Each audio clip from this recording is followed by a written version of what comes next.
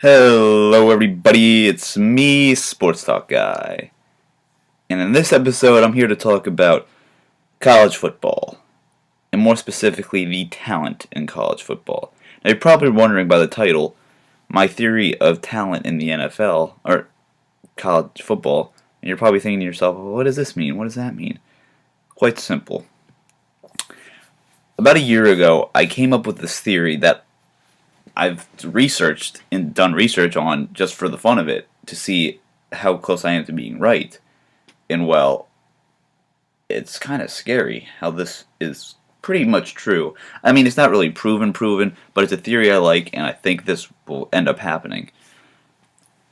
So currently, I guess you say the best teams in college football right now are at least the best conferences are the SEC and the Pac-12. In my opinion, they're the best two conferences.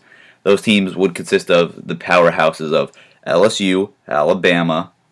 Oh, you can't. Oh, the ACC too. Auburn, LSU, Alabama, Florida State, Oregon, Stanford, UCLA is coming on. Texas A&M, Mizzou, all those teams. And it's currently it's the South and West. You get what I'm saying here. So like if you're looking at a map of the United States, like here's the United States. Yeah, see it? It's kind of shitty. Yeah, here's the United States. And then on the West Coast, in the South, I guess, so like this, that's where all the talent is right now. And you're saying, well, what does this have to do with anything?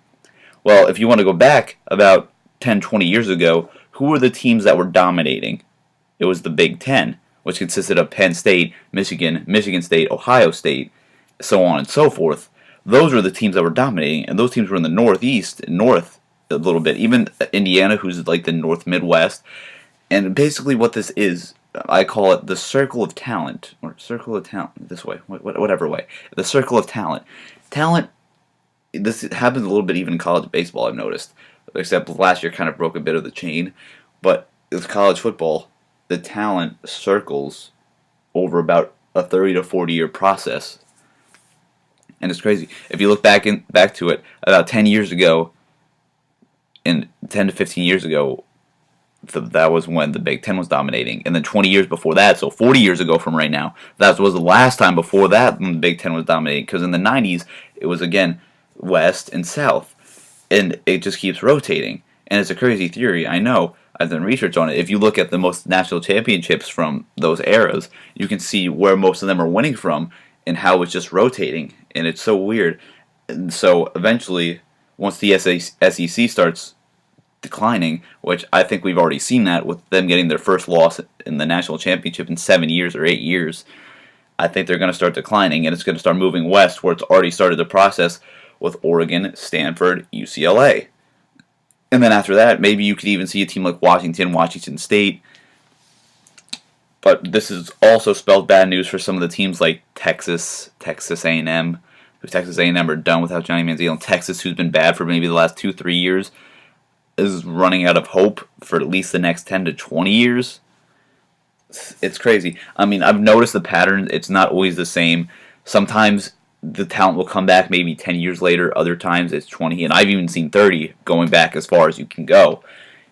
But talent rotates. And you can see the same in baseball. Currently, both baseball and football are in about the south area. But and as part of this theory, I mean, this goes with other sports, but mostly college football.